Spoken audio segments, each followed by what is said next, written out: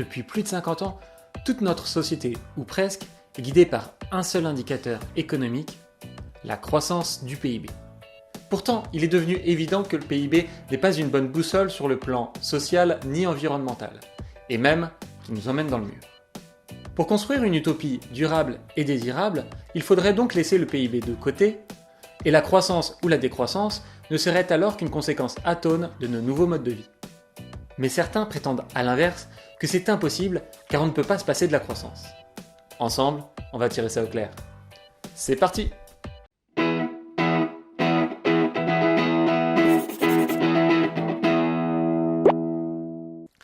Bonjour et bienvenue sur Réinventer demain, la chaîne où on réfléchit à comment construire une société durable et désirable.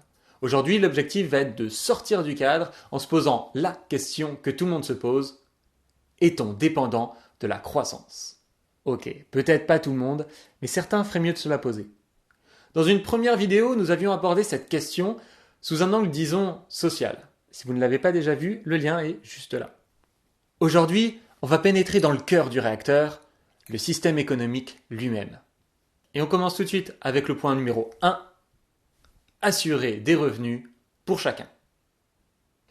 Bon, là, autant la dernière fois c'était plutôt sympa de se dire qu'on pourrait travailler moins, autant question revenus sans croissance, forcément ça ne va pas monter tout seul. Je dis forcément car le lien entre PIB et revenus est on ne peut plus direct. Pour rappel, on peut calculer le PIB de 3 manières différentes, soit en faisant la somme des richesses produites, qu'on va compter en valeur ajoutée pour pas compter 2 fois les mêmes machins, soit en faisant la somme des consommations, soit en faisant la somme des revenus, c'est-à-dire des salaires et aussi des profits. Ces 3 aspects sont égaux entre eux et sont égaux au PIB. Donc si le PIB baisse, à l'échelle macroéconomique, les revenus aussi. Mais c'est pas un problème pour autant. Comment ça, c'est pas un problème? J'ai moins d'argent ou j'ai pas moins d'argent? C'est plus compliqué que ça. La vraie question est, a-t-on suffisamment pour assurer notre consommation? Et à ça, 2 cas de figure s'offrent à nous. Soit on subit une baisse de revenus ou une baisse de la production en raison de phénomènes externes, raréfaction des matières premières, pandémie, etc. C'est la récession, et c'est ça qui nous oblige à nous passer d'une partie de notre consommation. Pas toujours la part dont on préférerait se passer en premier d'ailleurs. Soit on choisit de moins consommer, parce qu'on augmente la durée de vie des produits, parce qu'on augmente le partage, ou qu'on arrête de consommer des gadgets, et c'est ça qui provoque la décroissance, donc une baisse des revenus, mais c'est pas un problème, puisqu'on ne perd que la part correspondant à ce que l'on a choisi de ne plus consommer, ce dont on n'a pas besoin. Et les projets post-croissance se placent justement dans ce deuxième cas de figure. Il ne reste plus qu'à assurer une répartition équitable des revenus. Et question répartition, on ne peut pas dire qu'on peut compter sur la croissance. Au contraire, depuis les années 80, près de 30% de la croissance a été captée par les 1% les plus riches, alors que les 50% les plus pauvres n'ont eu que 12% de cette croissance à se répartir. Donc une décroissance choisie n'entraîne pas de problème de revenus et au contraire, elle peut apporter des solutions concernant sa répartition.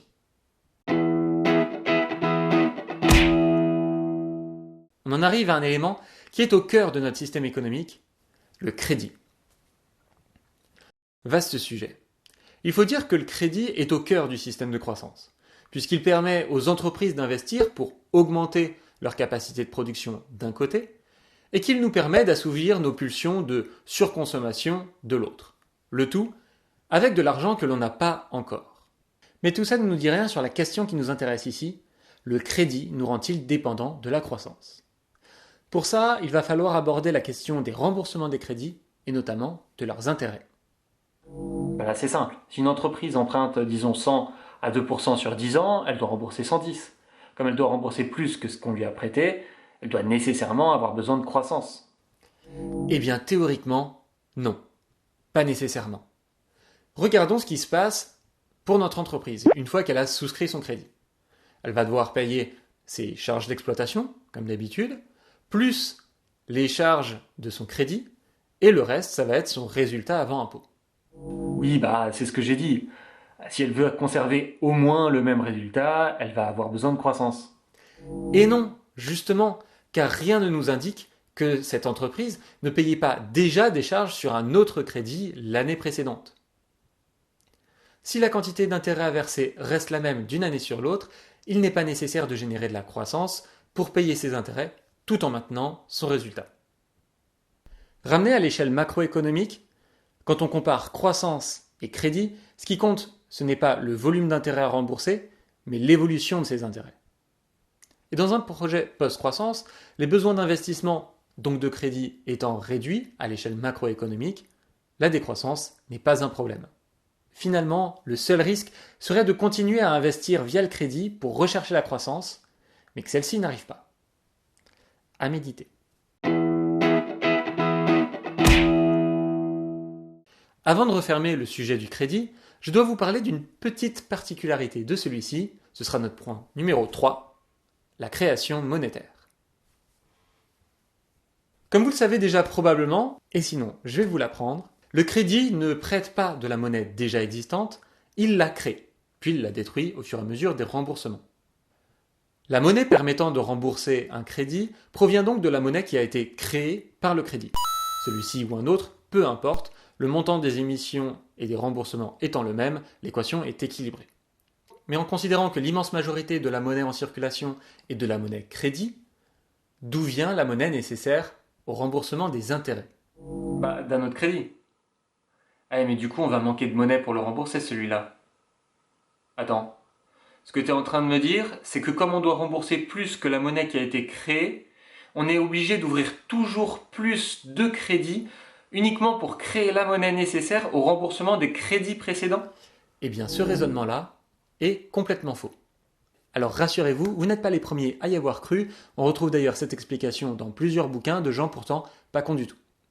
La clé pour comprendre est de bien considérer l'économie comme un cycle, dans lequel la monnaie va pouvoir circuler et donc servir plusieurs fois. Or, les intérêts que vous allez verser, c'est grosso modo la rémunération de votre banquier. Il ne va donc pas les détruire, mais les utiliser. La monnaie nécessaire au remboursement de ces intérêts va donc circuler dans l'économie au fur et à mesure des consommations, jusqu'à servir au remboursement d'un crédit, et là seulement être détruit. Donc il y a au final autant de monnaie créée que de monnaie détruite, et les intérêts n'ont aucune incidence là-dessus. Et de manière générale, la plupart des craintes vis-à-vis de la quantité de monnaie en circulation font l'erreur de considérer que seul le crédit crée de la monnaie. Ce qui est bien évidemment faux. L'hégémonie du crédit est d'ailleurs extrêmement récente dans l'histoire de la monnaie.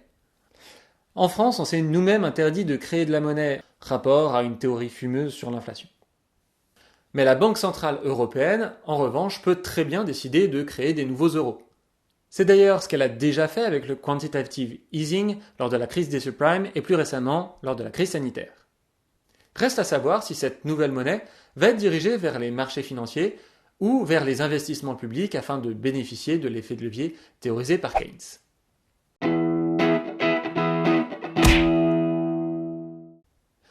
Mais le crédit n'est pas le seul moyen de financement des entreprises. On en arrive donc au point numéro 4, les marchés financiers. Avant d'aller plus loin, je dois vous alerter sur le fait que la trajectoire des prix sur les marchés est totalement aléatoire. Et ça, c'est pas moi qui le dis, ce sont des prix Nobel d'économie qui ont démontré ça. Alors une fois qu'on a dit ça, on n'est pas beaucoup plus avancé. Mais on ne va pas se mentir, si la finance reste qu'elle est, l'expérience des crises passées nous laisse peu de place pour l'optimisme. On peut citer pêle-mêle les démantèlements d'entreprises avec leur vague de licenciements, qui n'empêche pas bien sûr le maintien des dividendes, la difficulté de financement de l'ensemble de l'économie, y compris de certains États, les politiques d'austérité, la baisse d'activité des PME, y compris non financiarisées par effet domino, la volatilisation de l'épargne des ménages et des pensions de retraite si celles-ci sont capitalisées, et même l'augmentation de la volatilité des prix des matières premières pouvant entraîner des émeutes de la faim, comme en 2008 et en 2012. Donc ce qu'on peut en conclure, c'est qu'il existe bien un risque que les marchés financiers amplifient et accélèrent la décroissance, nous faisant passer d'une décroissance choisie à une décroissance subie. Ah bah voilà, donc on est bien dépendant de la croissance. Mais est-on réellement dépendant des marchés financiers? Ah ouais, j'avais pas vu venir celle-là. Bon bah vas-y, explique. L'intérêt de ces marchés est de financer l'activité. Or, la capacité d'autofinancement des sociétés non financières est en moyenne de 85% depuis les années 2000. Et on atteint même 120% si on le dispense du versement des intérêts et des dividendes. De là à dire que les entreprises pourraient déjà se passer des marchés financiers, il n'y a qu'un pas que je ne franchirai pas, car il faut également tenir compte de la temporalité des investissements et des situations différentes d'une entreprise à l'autre. Or, justement, l'intérêt des marchés financiers est d'allouer l'épargne où et quand il y en a besoin. Regardons donc où va cette épargne. Aujourd'hui, si vous souhaitez investir, vous pouvez placer votre argent dans de nouvelles actions ou de nouvelles obligations émises par les entreprises, ce qui représente respectivement 8 milliards d'euros et 28 milliards d'euros chaque année. Ce n'est pas rien, mais ça reste un marché relativement limité. Vous pouvez également racheter des actions ou des obligations déjà émises par le passé auprès d'autres investisseurs sur le marché secondaire. Là, vous jouez sur un marché qui croît respectivement de 100 milliards d'euros et 25 milliards d'euros par an et qui représente un encours de 2500 milliards d'euros. On change de catégorie. Et si vous ne trouvez pas votre bonheur là-dedans, vous pouvez également investir dans le marché des produits dérivés. Un genre de casino dans lequel vous pouvez parier sur l'évolution de n'importe quel indice boursier. Et quand je parle de casino, j'exagère à peine. Là encore, vous jouez sur un marché de 2200 milliards d'euros. Et qui n'est d'ailleurs pas limité puisque les titres qui le composent peuvent être créés à la demande. Or, seul le marché primaire finance les entreprises. Il n'y a donc que très peu d'allocation de l'épargne vers l'économie réelle. Et les marchés constituent finalement plus un mécanisme d'aspiration de l'épargne vers les marchés financiers, ce qui a en plus la fâcheuse tendance à augmenter les inégalités. Pour enfoncer le clou, précisons que seules les très grandes entreprises se financent sur les marchés et que tout projet se doit alors d'être particulièrement rentable pour répondre aux objectifs de rentabilité des investisseurs. Or, dans une économie post-croissance, les activités n'auront plus vocation à être des machines à cash. Leur intérêt sera avant tout social ou environnemental. Pour conclure, on peut limiter le risque que font peser les marchés financiers sur l'économie via des mécanismes de régulation à la hauteur de ceux mis en place suite à la crise des années 30. Mais pour construire un nouveau modèle de société qui ne soit pas purement économique, il est important, voire nécessaire, d'inventer de nouveaux modes de financement qui y soient adaptés.